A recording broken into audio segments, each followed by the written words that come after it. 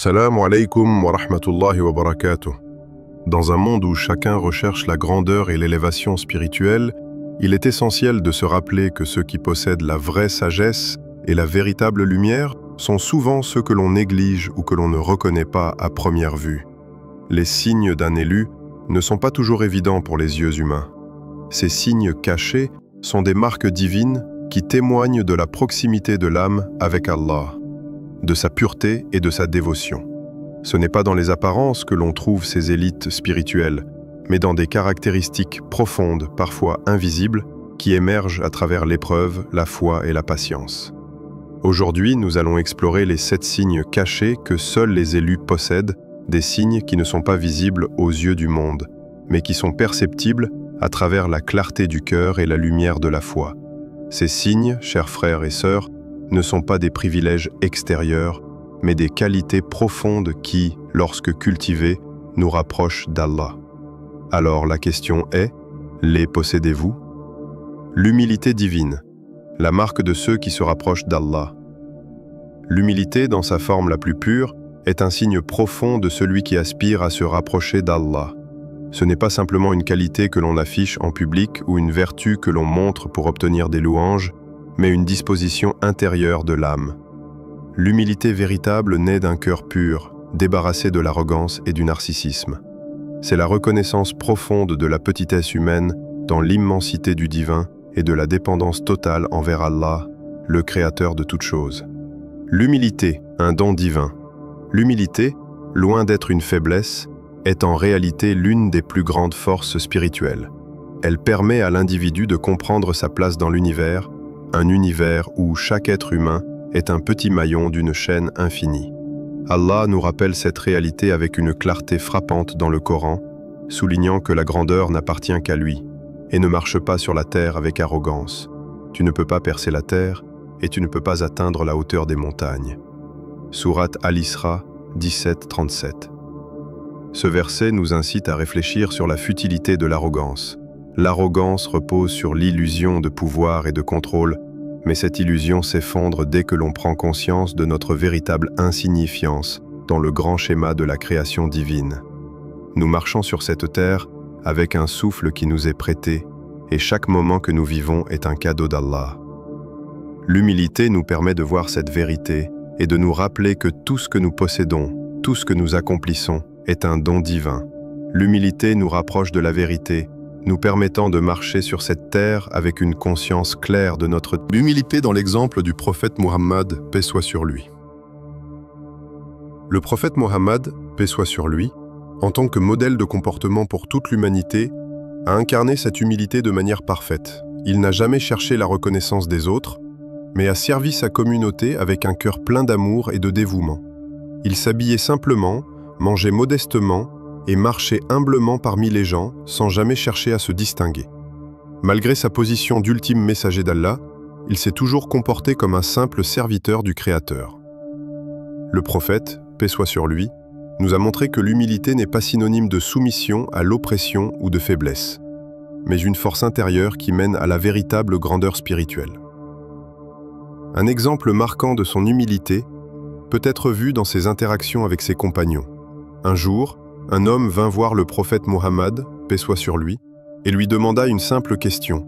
« Ô prophète d'Allah, comment puis-je m'assurer que je serai parmi les élus de Dieu ?»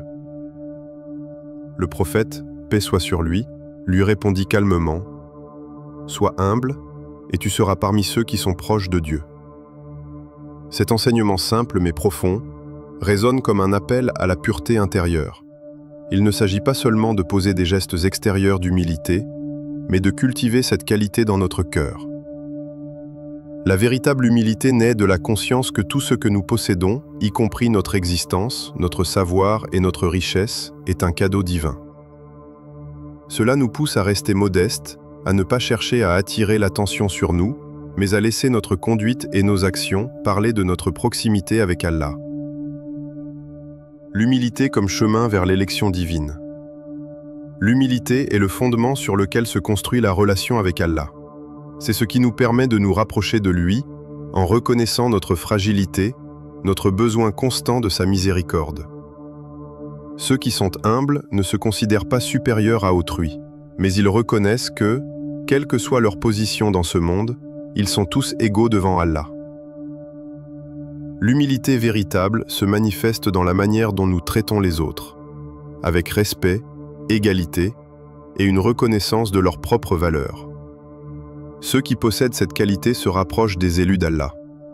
Ils ne cherchent pas la grandeur à travers les yeux des autres, mais à travers leur dévotion sincère à lui.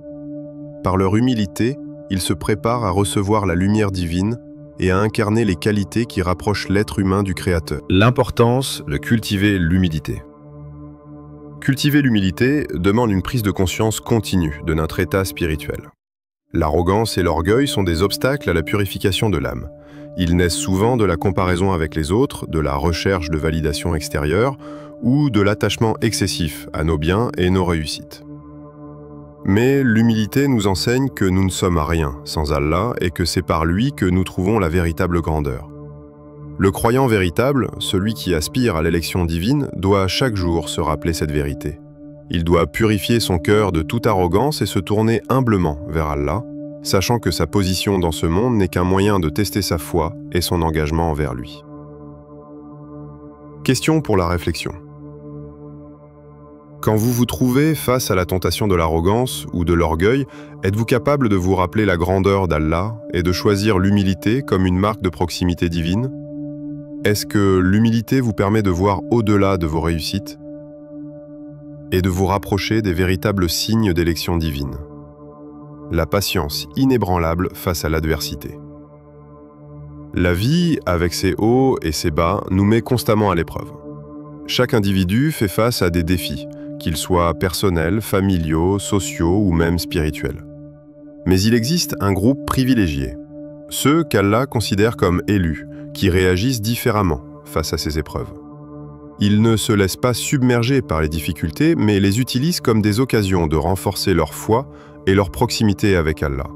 Ce groupe possède un trait fondamental, la patience. La véritable patience, un signe d'endurance et de foi. La patience n'est pas simplement l'acceptation passive des difficultés. Ce n'est pas se laisser aller au flot de la souffrance ou se résigner dans l'espoir que la situation s'améliorera par elle-même. Au contraire, la véritable patience est une ferme volonté d'endurer, un choix conscient de rester fort face à l'adversité pour plaire à Allah.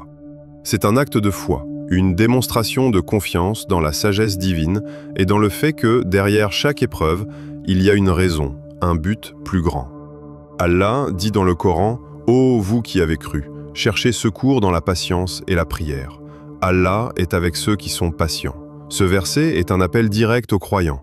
Dans les moments de difficulté, ne cherchez pas simplement à fuir la douleur ou la souffrance. Cherchez plutôt la force dans la patience et la prière. La patience devient un instrument puissant qui nous permet de maintenir notre foi intacte face à la tempête et la prière est la clé qui ouvre la porte de la miséricorde d'Allah. Ces deux outils, ensemble, sont une forme de résistance spirituelle qui nous protège des effets destructeurs de la souffrance. Les élus sont ceux qui ne se laissent pas abattre. Leur foi est si solide qu'ils ne doutent jamais de la sagesse d'Allah, même lorsque les épreuves semblent insurmontables. Ils voient dans chaque difficulté une opportunité d'élever leur âme et de purifier leur cœur. Ils savent que la souffrance, loin d'être une punition, est une occasion précieuse de se rapprocher de lui, d'approfondir leur relation avec le Créateur. Patience, une clé pour la miséricorde d'Allah. La patience, dans le cheminement spirituel, est souvent le catalyseur qui nous rapproche d'Allah. C'est à travers les moments de tribulation que notre foi est véritablement testée. Lorsque nous faisons face à la douleur, à la perte ou à la souffrance, c'est là que nous sommes appelés à prouver notre dépendance totale à Allah. En choisissant de faire face à ces épreuves avec patience, nous ouvrons une voie vers la miséricorde divine. Le prophète Muhammad, sallallahu alayhi wa sallam, nous enseigne que la patience est un moyen direct d'obtenir la miséricorde d'Allah. Dans un hadith, il dit « Celui qui endure avec patience dans les épreuves de la vie recevra une récompense qui est inimaginable. » Cela nous rappelle que, même si la douleur est réelle et la souffrance peut être accablante, il existe une grande récompense pour ceux qui, dans ces moments, reste ferme et confiant en la sagesse divine. Histoire inspirante. Le prophète Ayoub as-salamu alayhi. L'un des exemples les plus frappants de patience est celui du prophète Ayoub as-salamu alayhi, qui est devenu un symbole éternel de persévérance dans la souffrance. Le Coran nous raconte que, malgré la perte de ses richesses, de sa famille et même de sa santé, Ayoub as-salamu alayhi ne se détourna jamais de sa foi. Il était frappé par des maladies terribles, sa peau se détériorait et il fut isolé de ses proches pendant de longues années. Pourtant, Ayoub as-salamu alayhi ne chercha jamais à se débarrasser de son épreuve en se révoltant ou en doutant d'Allah. Il resta patient, continuant à se tourner vers Allah dans chaque moment de souffrance. Il est rapporté que lorsqu'il était au plus bas, complètement épuisé, Ayoub as-salamu alayhi se tourna vers Allah avec une prière sincère. « Ô mon Seigneur, la souffrance m'a frappé, et tu es le plus miséricordieux des miséricordieux. » Sourate Al-Anbiya 21:83. Cette prière, pleine de soumission et de confiance, est une véritable leçon de patience et de foi.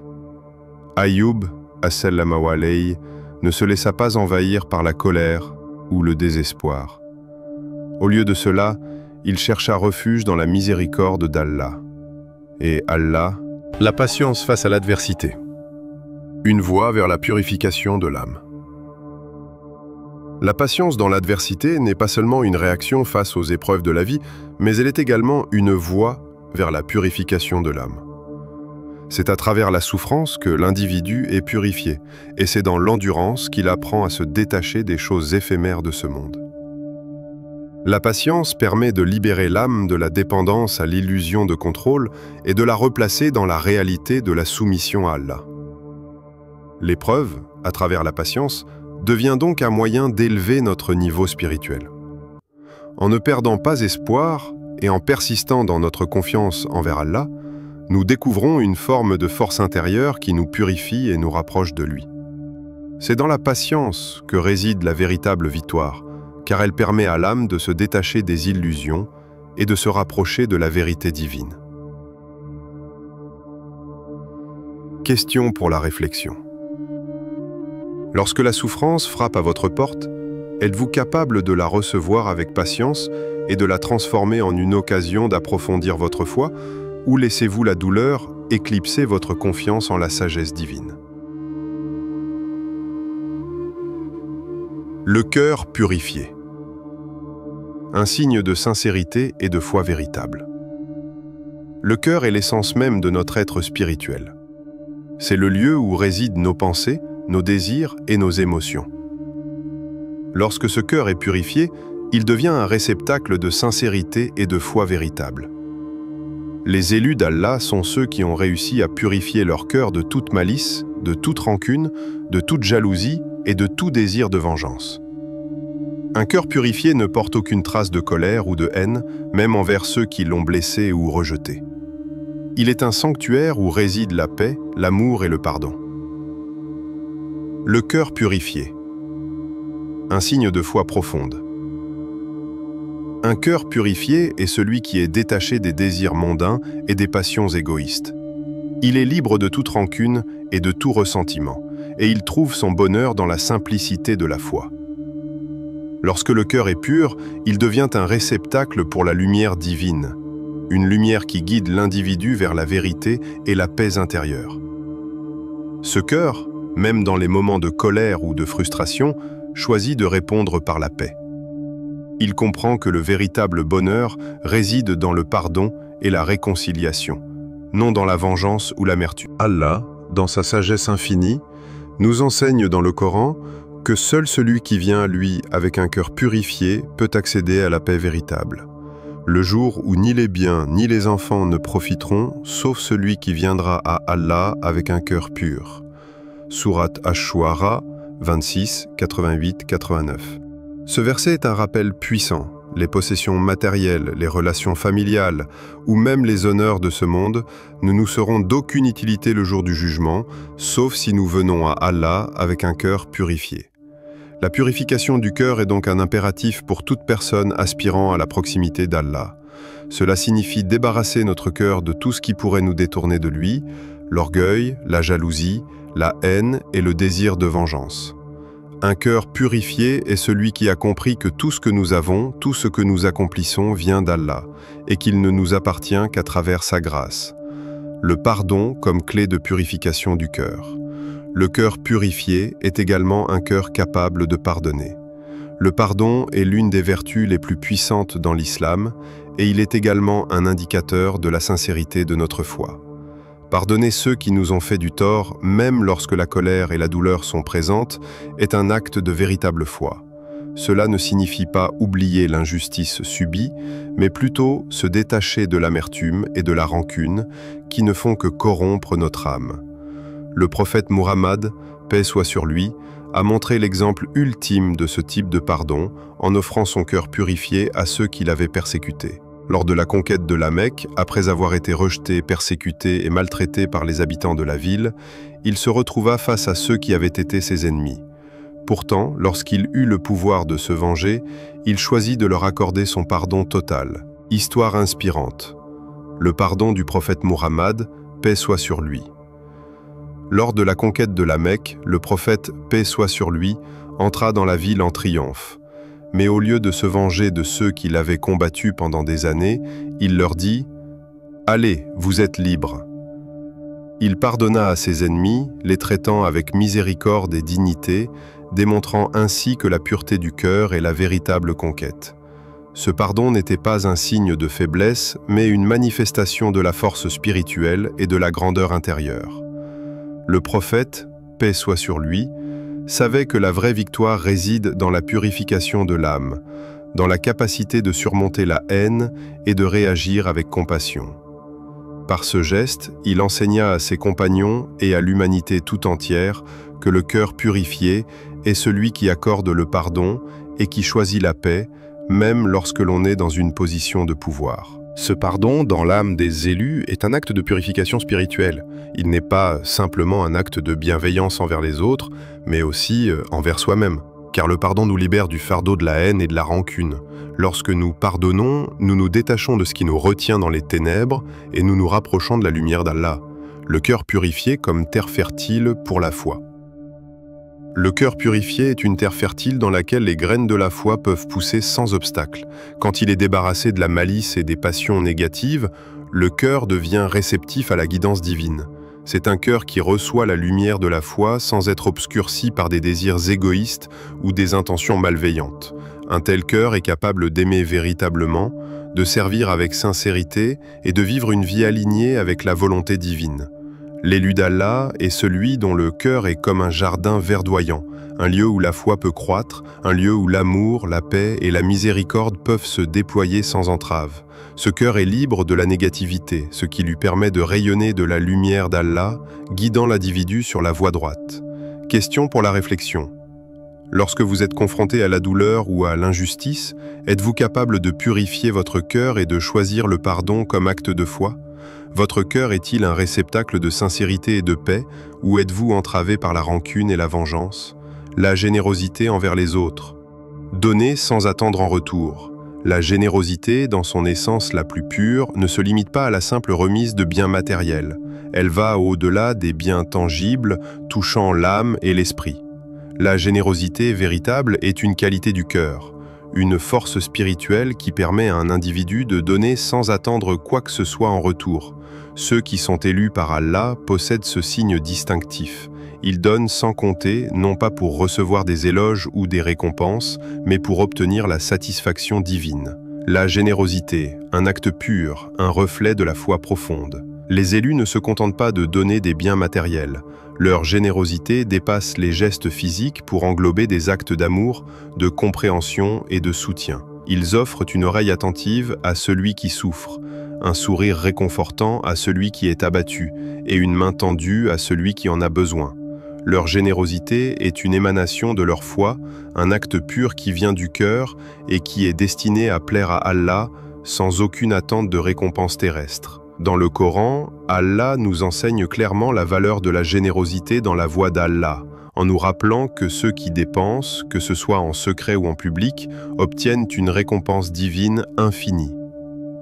Ceux qui dépensent dans la voie d'Allah, que ce soit en secret ou en public, ceux-là ont une récompense qui ne diminuera jamais. Cette promesse divine est un encouragement puissant pour les croyants. La récompense pour chaque acte de générosité ne se mesure pas en termes matériels, mais en termes spirituels. Un simple acte de bienveillance, même invisible aux yeux des autres, est vu par Allah et récompensé de manière éternelle. La générosité des élus n'est donc jamais un fardeau, mais une opportunité de se rapprocher d'Allah en partageant les bénédictions qu'il nous a accordées. La générosité de l'âme, un don spirituel. Ce qui distingue véritablement les élus, c'est que leur générosité ne se limite pas seulement aux actes matériels. Leur générosité inclut aussi un partage de la paix intérieure, de la sagesse et de la lumière qu'Allah leur a donnée. Ces personnes sont constamment prêtes à offrir du réconfort, de la guidance et de l'amour. Elles ne cherchent pas à se mettre en avant, ni à recevoir des éloges, mais elles donnent parce que c'est dans leur nature d'être généreuses, de voir la souffrance des autres et de vouloir y répondre, qu'il s'agisse de petits ou de grands gestes. Leurs gestes de générosité ne se mesurent pas par l'importance du bien matériel qu'ils offrent, mais par la sincérité de leur intention et la pureté de leur cœur. L'acte le plus humble, un sourire sincère ou une parole de réconfort, peut être d'une grande valeur spirituelle, car il est accompli avec l'intention de plaire à Allah. Histoire inspirante, le cas d'Abou Bakr, qu'Allah l'agrée. Un exemple frappant de générosité pure et de dévotion à la cause d'Allah est celui d'Abou Bakr, qu'Allah l'agrée, le premier calife de l'islam et l'un des plus grands compagnons du prophète Muhammad, paix soit sur lui. Lors de la bataille de Tabouk, un appel fut lancé à la communauté pour soutenir l'effort de guerre, et les musulmans furent invités à contribuer de manière significative. Cependant, parmi tous ceux qui participèrent, c'est Abou Bakr, qu'Allah l'agrée, qui se distingua. Abou Bakr fit un don si considérable que, lorsqu'il arriva auprès du prophète Muhammad, paix soit sur lui, il demanda « Ô prophète d'Allah, voilà ce que j'ai donné pour la cause d'Allah. » Le prophète, paix soit sur lui demanda « Qu'as-tu laissé pour ta famille ?» Abou Bakr répondit simplement « J'ai laissé Allah et son messager. » Cet acte de générosité illustre non seulement son dévouement à la cause divine, mais aussi l'état pur de son cœur. Abou Bakr ne donnait pas pour recevoir en retour, mais pour l'amour d'Allah et pour renforcer la foi dans la communauté. Cet exemple de générosité, où l'attachement à la richesse et aux biens matériels est relégué au second plan, est un modèle à suivre pour chaque croyant. Abou Bakr ne cherchait pas à impressionner les autres avec sa contribution, mais il agissait avec une sincérité. La générosité dans les petites choses. La générosité des élus ne se mesure pas uniquement à des actes grandioses. Elle se trouve aussi dans les petites choses du quotidien. Il peut s'agir d'un acte de gentillesse, d'un geste d'attention ou d'un simple acte de service envers quelqu'un dans le besoin. Ceux qui sont élus par Allah sont attentifs aux détails et aux besoins des autres. Leur générosité ne connaît pas de frontières et leur cœur est toujours prêt à donner sans se soucier de recevoir.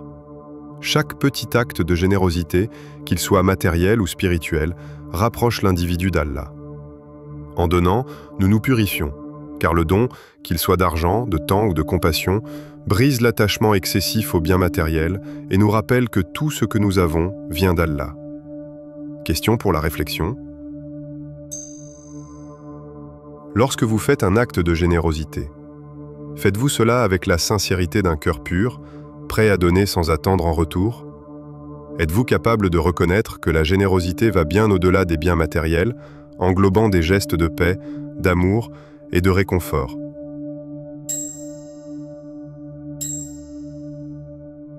Les élus, une voie de lumière pour tous. Ces 7 signes cachés des élus ne sont pas réservés à un groupe particulier de personnes, mais sont des qualités accessibles à chacun d'entre nous. La voie des élus est celle de la foi pure, de la patience face à l'adversité, de l'humilité, du pardon et de la générosité. Ce sont des qualités qui nous permettent de nous rapprocher d'Allah et de trouver la paix véritable dans cette vie et dans l'au-delà. Alors, les possédez-vous? Si vous aspirez à être parmi les élus d'Allah, commencez dès aujourd'hui à cultiver ces signes dans votre cœur. Dans chaque épreuve, cherchez la lumière. Dans chaque interaction, recherchez la sincérité. Et dans chaque acte, poursuivez la pureté. La voie des élus est une voie de lumière, et elle commence par un seul pas vers Allah.